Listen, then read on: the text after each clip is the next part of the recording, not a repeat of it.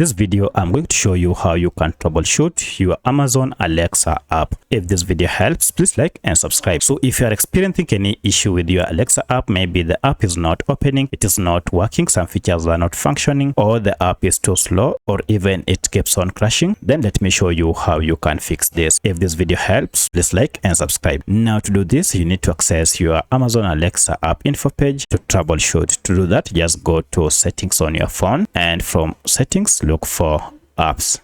Look for manage apps or all apps.